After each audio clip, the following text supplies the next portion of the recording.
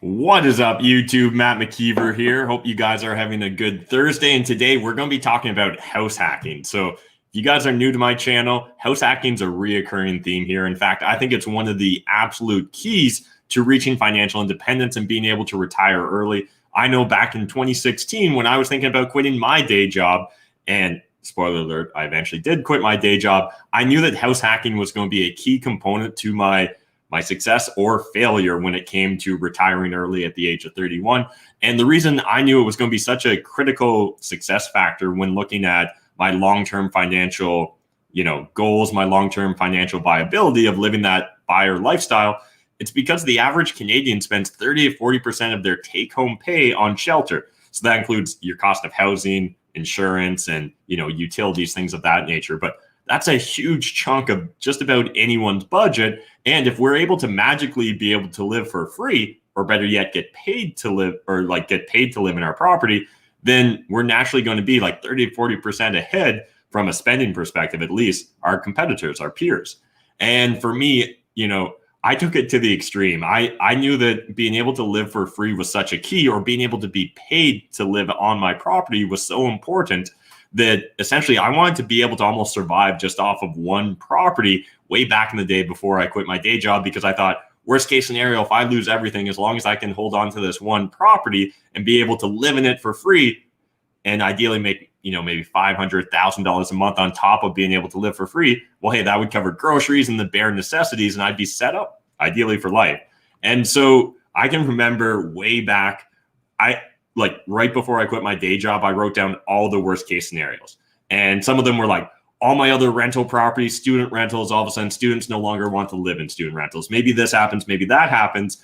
And some of my plan Bs, plan Cs, and plan Ds for worst case scenarios involved planning to take house hacking to the next level. So in fact, that looked like, some of my worst case scenario planning was maybe I would just get a tent, sleep in my backyard, and Airbnb my main apartment. Or maybe I would just live in my car, or maybe I could buy a trailer and park it in my laneway. And for perspective's sake, back in the day in 2016, I was living in one of my units in a fourplex, and the other three were rented out.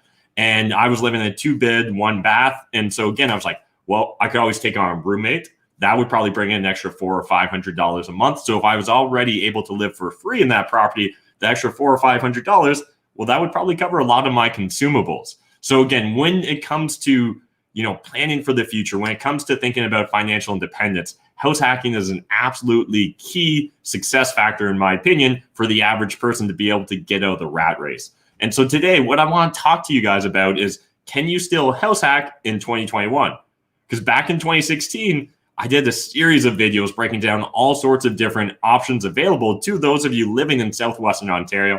I live in London, Ontario specifically, so that's usually where a lot of my examples come from. But these days I see a lot of comments, maybe some hate, some frustration, or at least a lot of doubt when it comes to the idea of house hacking and whether it can actually be accomplished today in 2021. So I didn't have a lot of time to plan for this live stream, so I thought, let's make the most of it. So literally, I'm going to start my screen share here. I've done no pre-research. We're just going to troll the MLS, and I'm going to try and figure out whether we can actually still house hack in 2021. Yes, this is live, Sir Robot of the internet. So feel free to keep commenting. But yeah, let's get the screen share going, and let's see what we can find from a house hacking perspective. So, is that my microphone? There, we'll get that out of the way just a little bit. And so straight up, guys, what I'm going to do here is start off on realtor.ca. And we're just going to troll and see if there's any multifamilies in Southwestern Ontario that maybe have potential to house hack. And if right now you're watching this in 2021 or sometime in the future and you're struggling to find a property to house hack in, let me know. What are some of the characteristics or restrictions that you're coming across, right? What's holding you back from actually jumping into it? Me personally, I think for a lot of people, it's simply lack of creativity. So again, most people, when it comes to house hacking, they think, okay, I need to live with roommates or I need to own a multifamily property. Those definitely are two of the most common ways to go about it. But there are different opportunities out there outside of simply just owning a multifamily, living in one of the units, or alternatively, having a bunch of roommates live with you. Though I actually like both of those as solutions as well. But let's zoom in here into Southwestern Ontario. And again, these are on-market deals. So right now, still in Canada, it's the summer. It's July 29th right now. And so, yeah, it's still a hot real estate market. A few areas are starting to maybe catch their breath, but certainly from my perspective as an investor, the best deals likely aren't on the MLS. And yet I think we can still pull this off. I see Travis is saying you can house hack in the Sioux. So absolutely, if we're willing to go north of the Muskoka region, I think there's a lot of opportunities. So Sudbury, Sault Ste. Marie, North Bay, all those definitely have opportunities if you're looking to house hack. Now, you guys have seen, I've done a series of videos on Northern Ontario. Pre-COVID, Sudbury was the only market that's really positioned to do well from an immigration and population growth perspective. And that's simply because a lot of these northern cities are really struggling to attract and keep younger people, young families. And so they've got a very aging demographic up there. And right now they're looking at like a demographics cliff, right? If they're not able to attract more young people up there, not only might they start to see their economy shrink just due to less purchasing power, but also they may not be able to build additional housing and be able to, it's kind of a catch-22, I guess they find themselves in, but that's neither here nor there for today's video. Although again, there is lots of opportunities in Northern Ontario. Let's focus on Southwestern Ontario because that's what I talk about a lot. And I know we've got lots of followers there. So first thing I'm going to do is let's just see if we can find an easy layup one. So let's just look for multifamilies first. So that's where we're going to start. And it's been a long time since I was on the residential side of the MLS. I just don't spend a lot of time here anymore, but let's see what we can find. So we got an expensive property in Strathroy. Maybe I'll sort by price here rather than newest. All right. Ooh, the cheapest multifamily in London's $350. This might be a bit of an uphill battle. Let's see what we can get on Quebec Street there. We might have to go outside of London, it looks like. And again, to me, if you guys are new to my channel, we've got a theme here, problems or profits, obviously. And it's one of those things where you can bitch and complain about how the real estate market's too expensive in 2021 and no one can get ahead and you'll never be able to house hack the way Matt McKeever could back in 2016. But all that bitching and moaning really doesn't help you out much, right? It doesn't actually get you ahead financially. So you're much better off looking for creative options. And so it looks like we're not going to find a lot of creative options here in London because I also want to do this on a decent budget. So I don't want to get into really expensive properties. Although a property on Central at that price is actually probably not a terrible deal. But one of the opportunities I think a lot of people overlook is potentially moving more towards touristy areas. And the reason that can sometimes be more attractive from a house hacking perspective is one, maybe from a lifestyle perspective, you don't always want to have roommates or you don't always want to be able to have tenants in the property you're living in.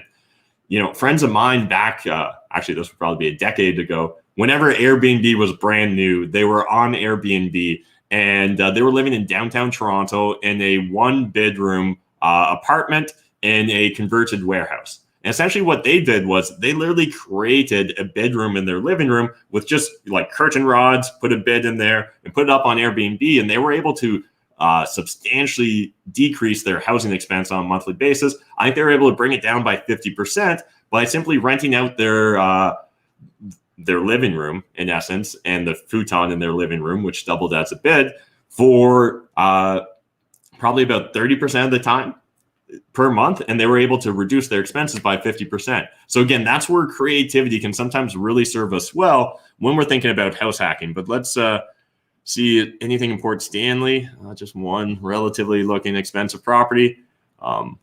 What in Forest is going on there? Let's just skip right through that. Petrolia, a little bit off the beaten path, but we might find something there. And let's see what's going on in St. Thomas.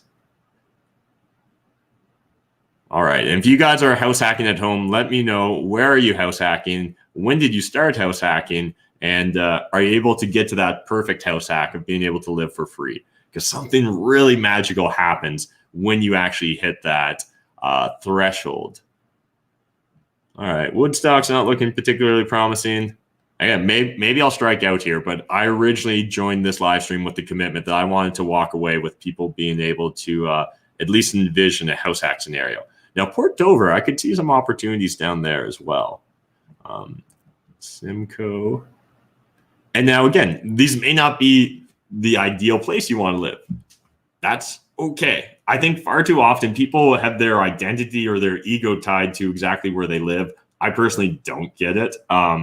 It just doesn't make sense to me. If I could get control of my financial life, my financial future, and be able to retire at a much younger age, I'd much rather do it in a smaller community or a smaller town rather than living in the big smoke and paying big rents or big costs for housing. Man, there's some bigger properties for sale there, but we'll leave that for a different live stream. See what's going on in Sarnia. I'm on the residential side. Why are all these listed? Interesting. Well, there's an apartment building. Let's see what this guy is on Campbell Street. Chatham. I bet we can find something in Chatham that's going to work, but people usually get upset when I use Chatham. But let's just see what looks attractive in Chatham. Let's look at that. And then let's also check out Windsor. And maybe we'll even dip into Niagara afterwards.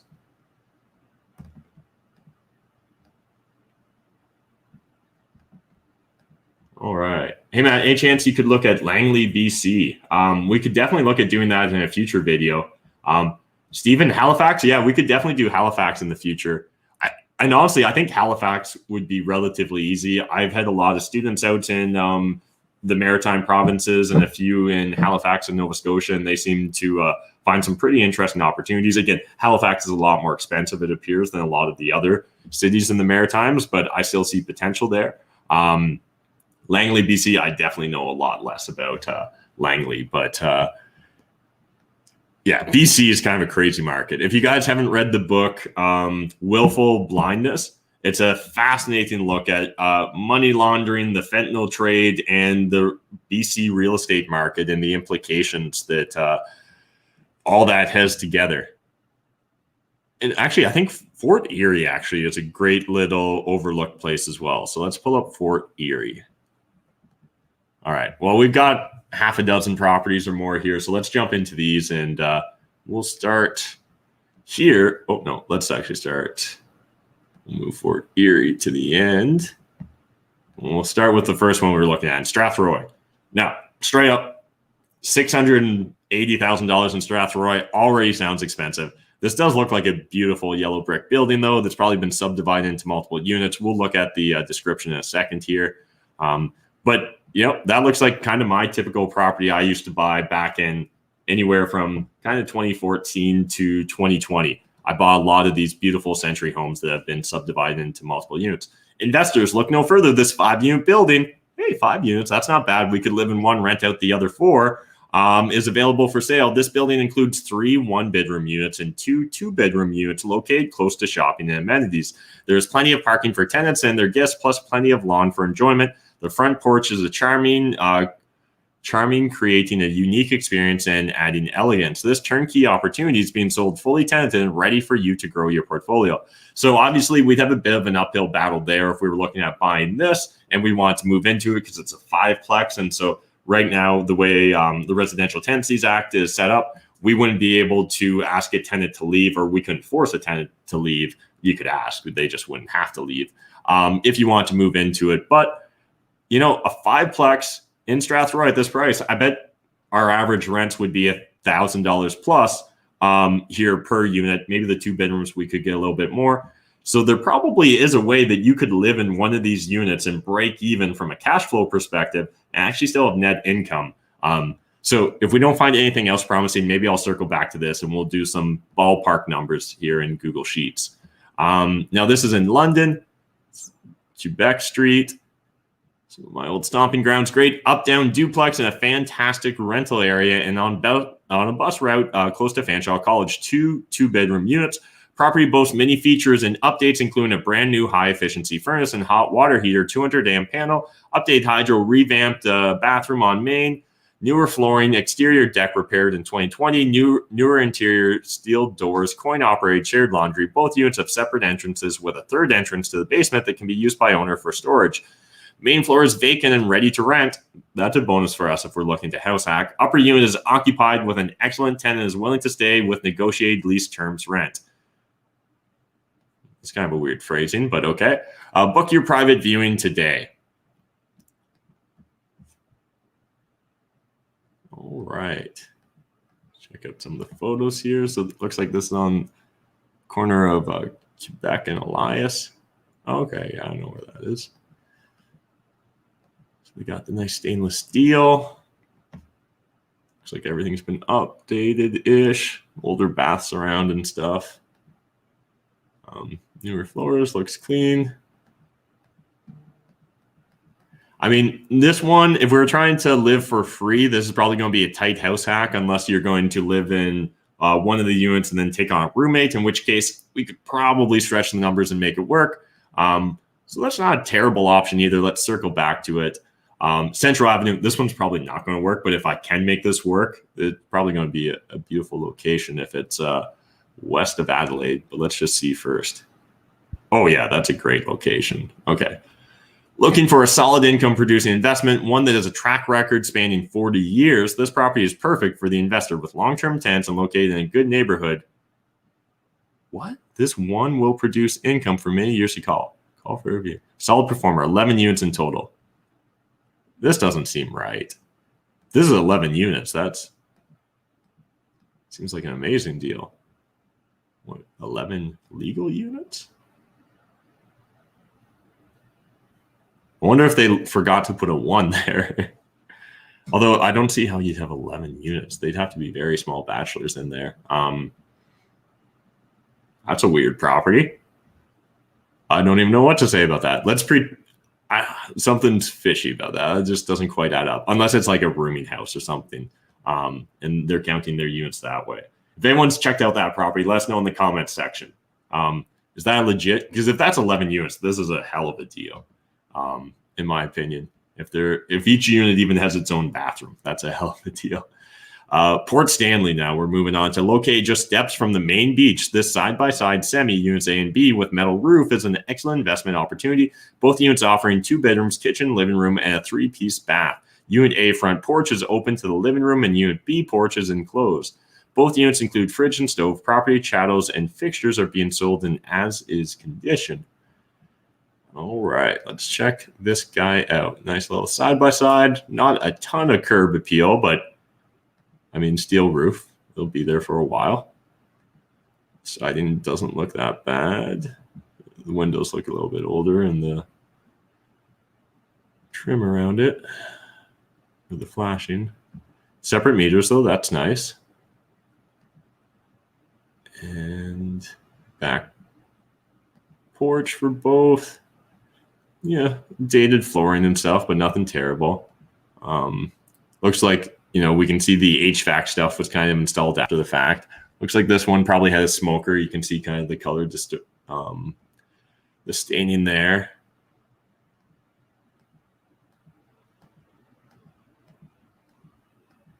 Yeah, you'd probably have to Airbnb this in the summer if we really wanted to house hack it. So let's pass on that guy. That's the first one that I don't see any real chance of being able to pull off.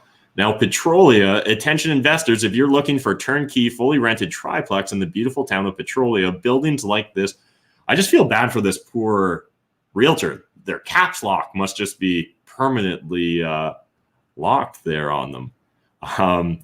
Buildings like this don't come onto the market every day. All floors are concrete. The building was built as a commercial building. It offers 3 units. Unit 1 has 3 bedrooms, 1 bathroom, 1,050 square feet. That's a large unit.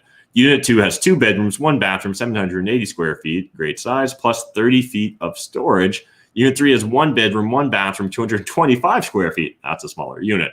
And open concept, upper and lower floors have individual heating, air conditioning, and hydro systems and are metered separately.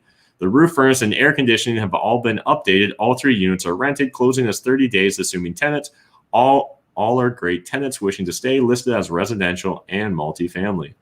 Yeah, I don't know. A triplex in Petrolia for 540. I don't think we're that desperate yet to house hack. But if you're looking to house hack in Petrolia, that could probably work. But we're going to pass on that guy. Moving on now to Simcoe. Yeah, for 1996, all the places he's looking at the duplex, fiveplex here in BC go for 2 million up. LOL. Over there, it's less than 700K. Insane. Yeah, it absolutely is insane how regional real estate is, right? It's all about location, location, location. Now, to be honest, for those of you that live in BC that really want to get control of your financial lives, I think that you will have to challenge yourselves to look outside of the major city centers.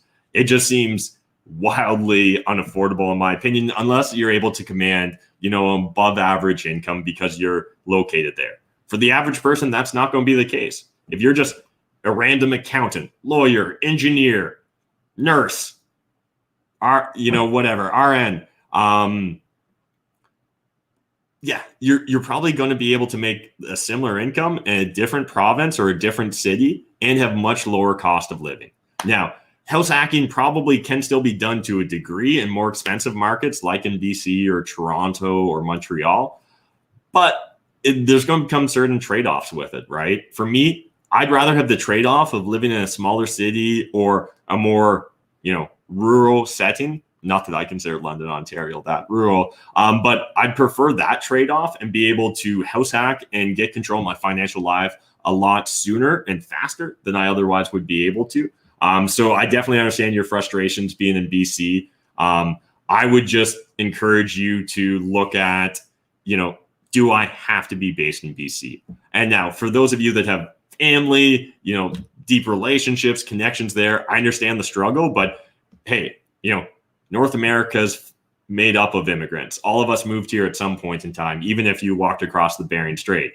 And so, there's nothing truly holding us back. We are allowed to move interprovincially or interstate. And I would really encourage people to think about that, because I don't know if living in those really dense, really expensive, high cost of living areas that you're going to have that much better of a life compared to the life you could have being financially free. I know that I much prefer not having a day job versus being able to live in downtown Toronto or Montreal or BC. And now, again, that being said, what you could do, like at this point in my life, I could afford to live in those cities. But back when I originally wanted to quit my day job, it would have been very impractical or would have put me in a real disadvantage when trying to get control of my financial life. And so I think a lot of people would be better off move out of those high cost of living areas for at least a period of time, test the waters, see if you like it. And once you've got control of your financial life, you can always look at dipping a toe back into those higher cost of living areas. But I wouldn't be surprised if you actually like the lifestyle and the affordability you get not living in those centers. But circling back here to my screen share, let's check out this Talbot Street property in Simcoe. So great investment opportunity or an opportunity to live in one of the units with your tenant paying the mortgage. Hey, they're talking about house hacking here. Solid brick house with both units currently vacant, a 1-bedroom unit, possibly 2 bedrooms on the main floor. And that's one of the things, too, about a lot of these converted buildings that I meant to bring up earlier. Oftentimes, there's actually more opportunity there. There's more bedrooms than they necessarily count. Sometimes they might have, both a dining room and a den.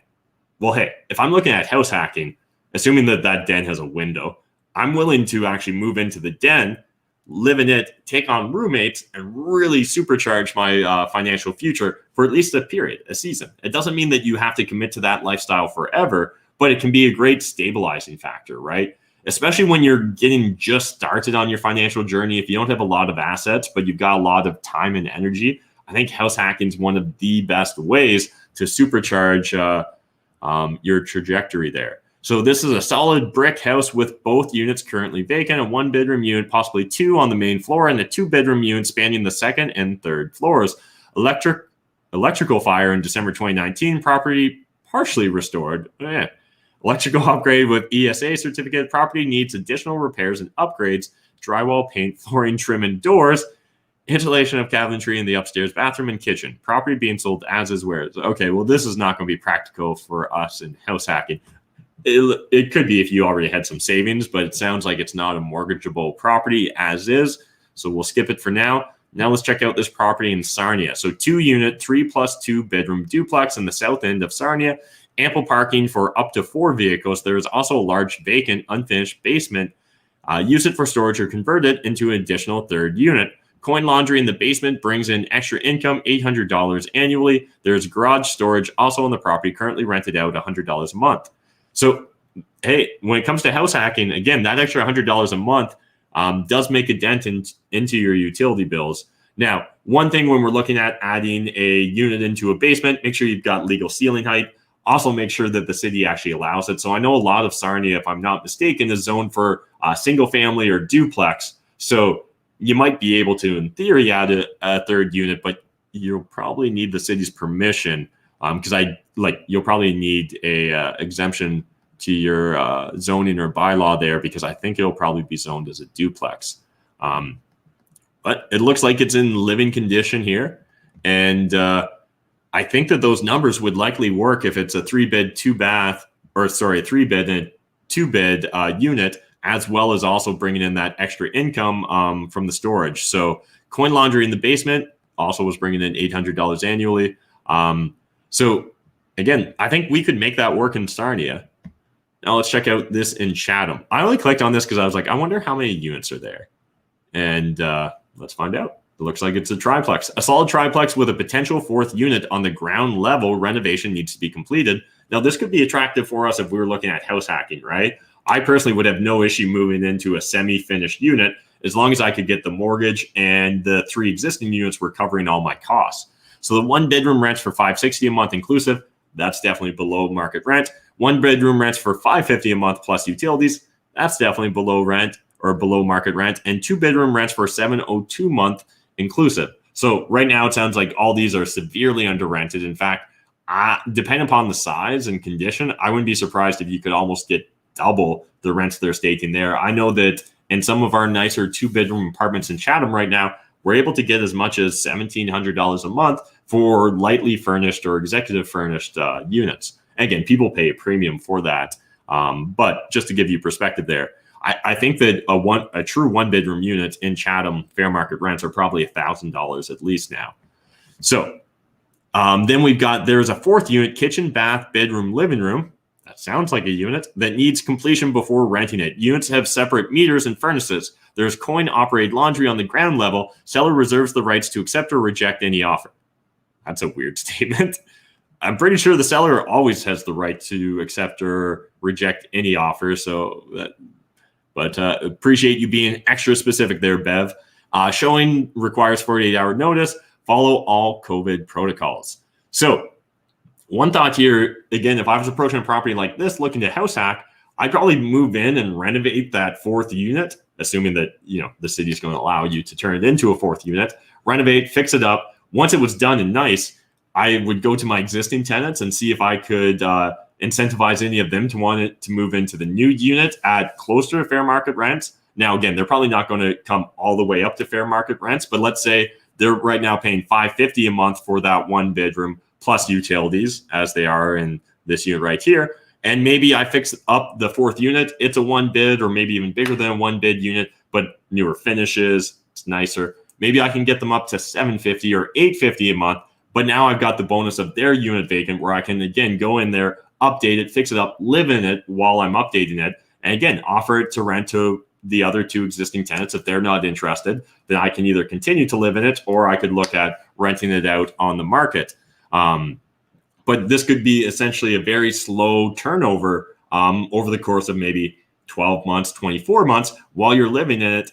And at the existing rents, we're probably going to struggle to cash flow, but they'll at least put a significant dent into our cost of ownership while we're turning around that 4th unit. So let's move on to this guy in Windsor. Now, $279, I didn't look. Oh, it's our buddy Adida. I didn't look, so this could be listed low in the hopes of getting, Adida, come on, you're better than having your caps lock on. So this could have been just listed for all I know, and it might be to attract a bidding war.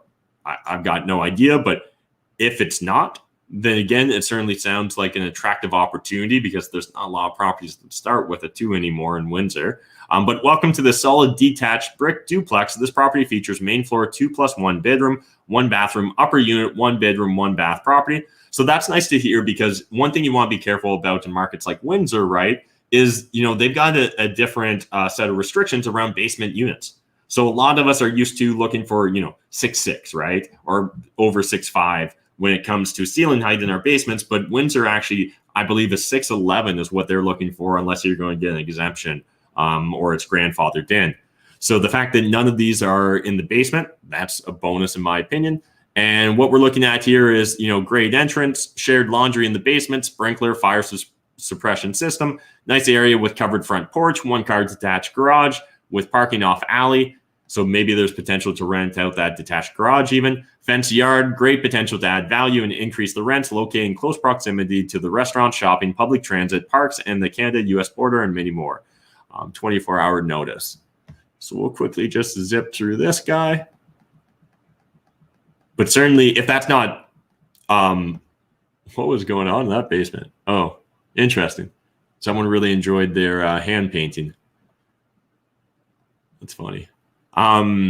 If this isn't priced low for a bidding war, obviously there's potential to make that work from a house hacking perspective, but it might have been priced for a bidding war. So we'll skip it for now. Let's check out this guy in Windsor. Attention investors and first-time homebuyers, great low-maintenance investment opportunity to rent out 1 unit and live in the other, or set your own rate. Bottom unit pays $700 per month plus hydro, and upper unit is vacant and newly renovated. So again, great opportunity for us as a house hacker. 2 bedrooms with laundry in each unit, separate hydro and shared gas meter with attachment for second. Central air roof in 2017, electric hot water tanks, and 2 newer furnaces centrally located. So $325. One of the units right now, $700 a month plus hydro. That's obviously, significantly below fair market rents. But if we're able to acquire this property at $325,000 and we moved in, if you took on a roommate, you'd probably be able to cover your mortgage payments, but you're going to end up still having to probably cover a lot of the tax, insurance, and your own individual utilities for your unit. But hey, at least the other tenant's paying for their utilities. So that's probably not going to work out to a perfect house hack today. However, if you were able to eventually get tenant turnover, new tenants in at fair market rent, then this probably would work from a house hacking perspective, especially if you were willing to take on a roommate. In that scenario, I'd have no doubt that you'd be able to live for free. And again, some people immediately jump to, I don't want to live with a stranger when we're talking about house hacking or thinking about living with a roommate.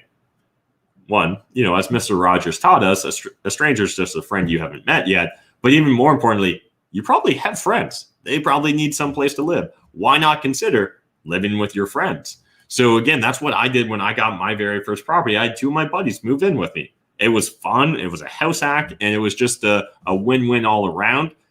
I didn't need to rent it out to them at fair market rents because I knew I was getting certain benefits by being able to just really trust these individuals in my household. And I knew that I'd just get like the social benefits of getting to live with your friends, right?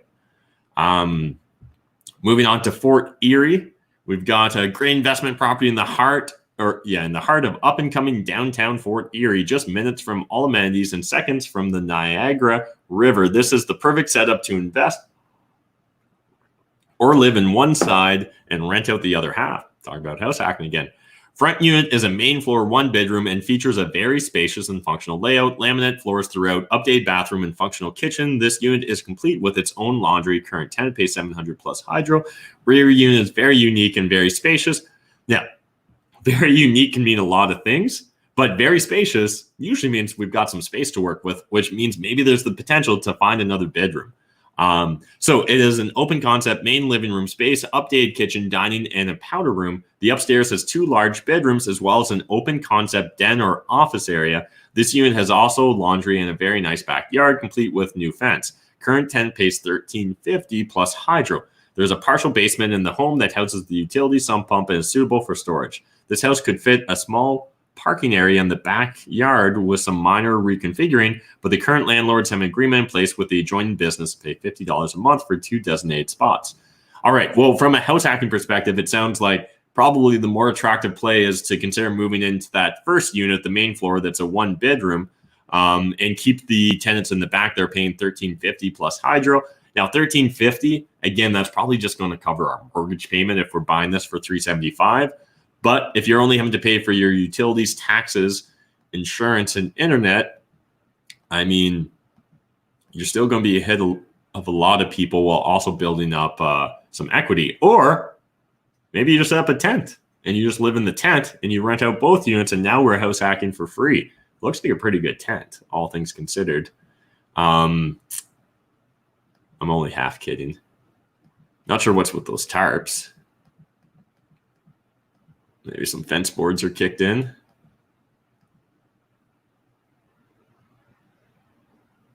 Interesting.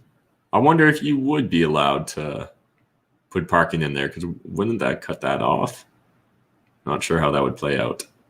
Unless that's their grass there as well, maybe.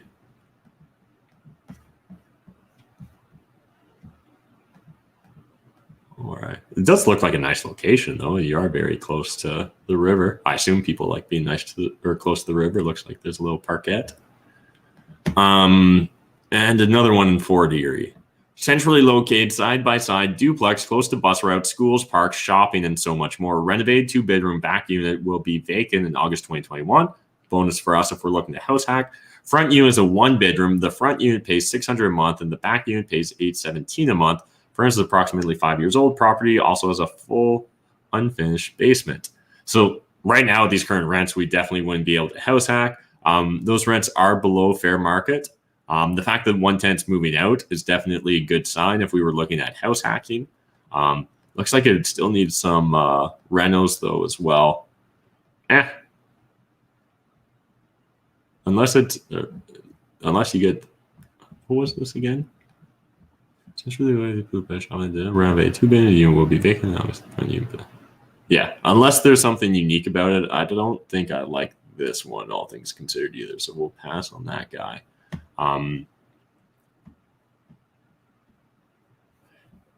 Yeah, that's a good point, Rick. House hacking in condos sometimes can be a little bit extra frustrating simply because those condo fees can really add up. And a lot of newer condos have, I don't know how else to describe it, wild condo fees, right? Like if your condo fees are over $500 a month, that feels like a mortgage payment to me almost. I mean, at current interest rates, that would cover more than $100,000 in debt for sure. You could probably almost squeeze in $200,000 in debt at current interest rate prices. So with a $500 payment, I'm talking about there.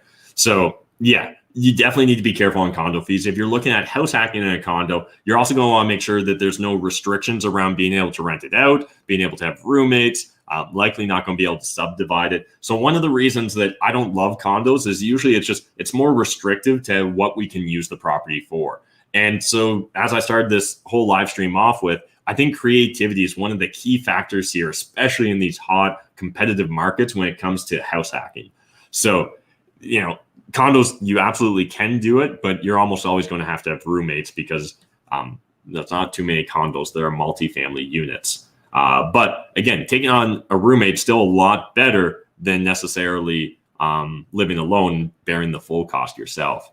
Now, one other opportunity, and again, it probably would have been easier to do this maybe 6 months or even a year ago now. But when you see rent prices going down, you can always look at rent hacking, right? Now, when we're rent hacking, there's a couple little caveats there, but essentially renting out a full house or a unit and sub-renting out part of it, right? So we're still going to live in one unit. Now, oftentimes people will criticize this. The only real time you're going to get into issues with the Residential Tenancy Act here is if we're renting out a property for profit and renting it out for more money. However, if you're just subsidizing your costs, you're not going to find an issue with the RTA.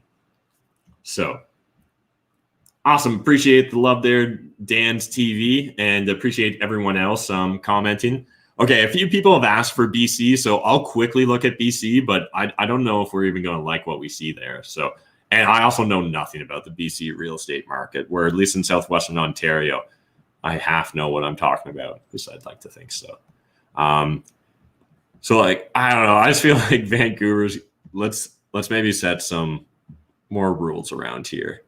So I don't want to look at anything over 650, and we'll just factor out anything that's fake. So yeah, it looks like there's no such thing as a multifamily property in Vancouver under 650. I can't imagine any of those condo looking things are actually multifamilies. We'll look at this Port Hardy. The location looks cool. I've got some friends that want to buy some acreage on Vancouver Island, and they tell me it's just absolutely amazing there. And not too long ago, I was looking at some properties out by Kelowna and Kamloops here. And again, they're not giving properties away, but you can find things that are a little bit more affordable. Now, if you were willing to go a little bit off the beaten path here, if you wanted to live in a little bit more rural BC, I bet that there are some tourist towns here that have been hurting where they've got some like hunt camps, small Airbnb, or those like bunch of those like little tiny units that they rent out. I know because I've been kind of looking for some of those things myself. And there's actually some cool opportunities there. And the reason they're particularly interesting right now is a lot of them are out of business or doing poor business. Their financial statements look like a mess because last year, most of them got destroyed because of COVID and lockdowns. As well, because these are often more commercial oriented properties, the owners are usually a little bit more creative when it comes to financing. So you'll find it's much easier to find a VTB on those sort of properties versus, your traditional duplex, let's say, just in a random city or town. So that's one thought if we're trying to make this work in BC. Now, again, I get it. I'm hours and hours away. In fact, this thing here, Nicholas frontage, I don't even know what, it doesn't even have a town associated with it. That's probably 8 hours because we're pretty much in Banff. But I mean, hey, you've got Banff on your doorstep and we're still in BC. So, I mean, that's pretty cool. Again, there's some of these like weird properties that if you're willing to really just get off the beaten path, I could see some upside. And I mean, most of you probably don't have to live in Vancouver proper for your job. You could probably find alternative employment options. Again, I get how it'd be preferable to be able to pick your city and house hack at the same time. But I know I was looking at Prince George the other day. There's a lot of opportunity there, it seemed like, from my perspective. We'll just open up one here. But so a fully rented duplex with basement suites on each side, 3 2-bedroom units and 1 bedroom unit. Gross income is $3,100 a month, 3 at $800 and 1 at $700. Tenant paid gas and hydro, shared laundry on each side, large 0.31 acre lot, centrally located within walking distance to all amenities and step away from the bus stop. All measurements are approximate and must not be relied upon without further verification. Lot size taken from tax report. So straight up, this sounds like this would work. This sounds like a great house hacking opportunity. Maybe it's a rough part of town. Maybe Prince George is a rough city for all I know. But I mean, we could definitely make this work. So at least we found a property in BC. Let me know. Is Prince George, is that just way off the table for those of you living in BC? Hey, Basamatic, I thought all of BC was overpriced, but I mean, this fourplex in Prince George at $100,000 a unit that almost already meets the 1% rule, that doesn't sound too bad. That doesn't even sound overpriced to me. So just saying, there's at least one affordable property in the province. And here we've got a 12-pad mobile park. Again, we're going to have to get creative in BC, I suspect. 2.81 acres, room for more pads, offered at 4.78 cap. I bet you don't see too many 5 caps in BC either. Creek on site 2, currently known as Bombini's Creekside Mobile Home Park. Call your realtor today.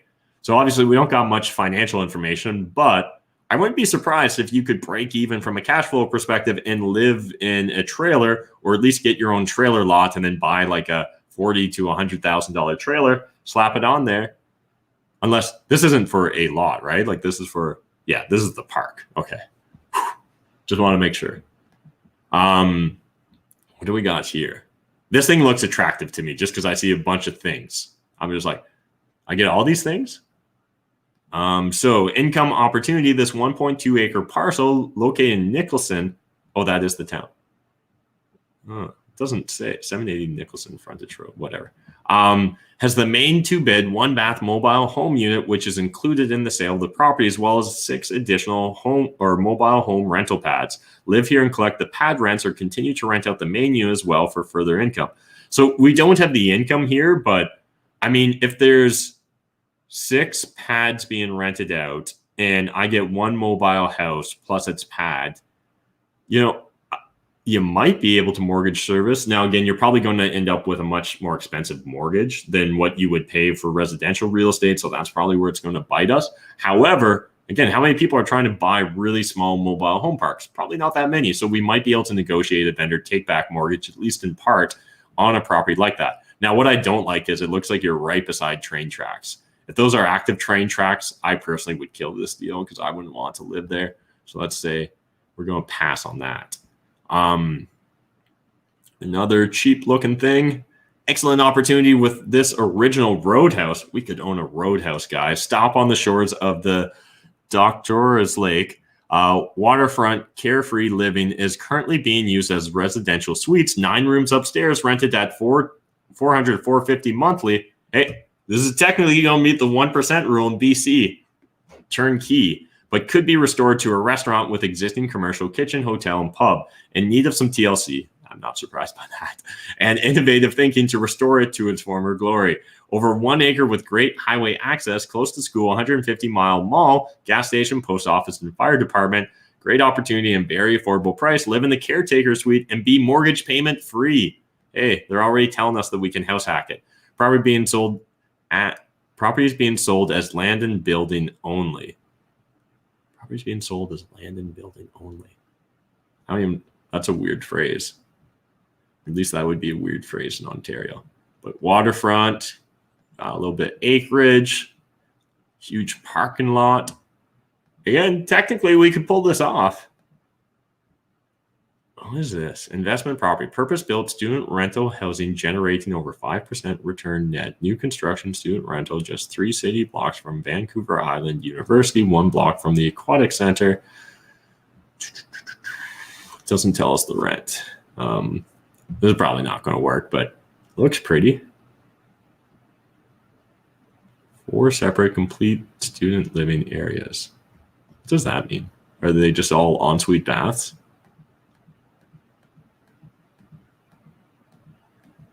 I have no idea what rents would be here, but if these are all ensuite baths, everyone talks about how Vancouver's expensive. Would it be safe to say that this would be $1,000?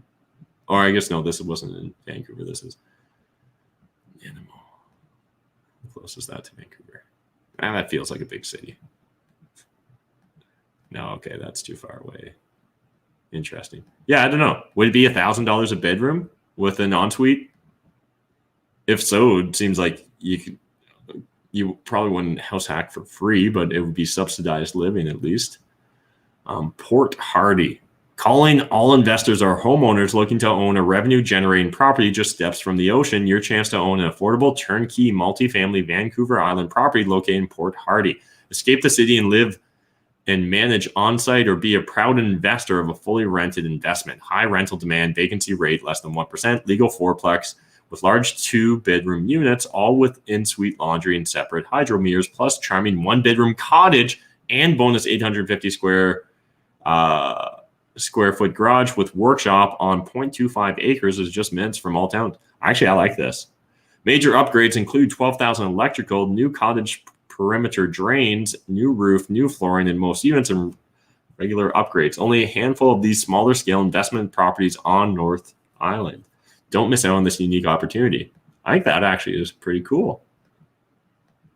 Live in a little cottage or Airbnb it, and I'm guessing that's my cottage and that's my garage.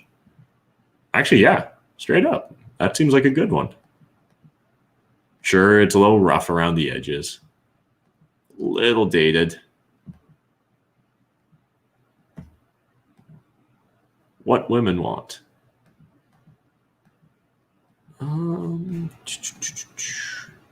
Yeah. Actually, I don't know. You could live on Vancouver Island, mortgage free. That doesn't sound bad.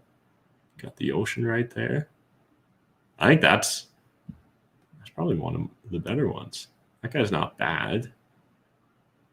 That's You want that. This one's probably in really rough shape. Yeah, I think that's my favorite so far if I was moving to BC. Armstrong. Investment alert, 3,000 square feet of commercial space and an additional 6,000 square feet of residential space with 5 legal suites in the heart of Armstrong. I mean, that doesn't sound terrible. Ooh, that looked cool.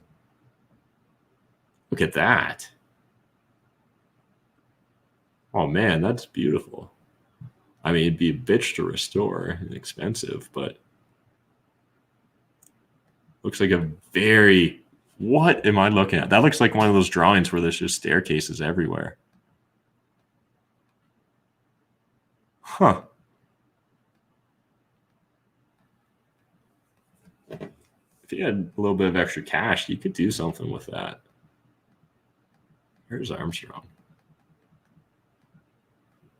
Oh, got a photo of Che in the basement. So definitely needs some renovating. It's actually a really funky looking building. If I lived in driving distance, I would just have to go look at it just for the sake of it. Just saying that I've been there. Think about the social media stories we could get. Actually, it's not that, like, all things considered, it's not the middle of nowhere. Kelowna and Kamloops isn't that far. It's probably what, like a hour or two from each. Cool. Last but not least, Fruitvale Rural. Unique opportunity. Hey, again, subsidize your mortgage or build your investment portfolio with this 1.52 acre parcel with 1,800 square foot home and 10 pad manufactured home park. The 5-bed, 2-bath house provides open concept. The basement provides 2 large rec rooms, 2 bedrooms, a second full bath, and 2 large storage areas. Basement used to house a separate suite. 2 separate 100 amp electrical services still remain, and home layout provides opportunity to have a separate entrance. So we could turn the house into a duplex.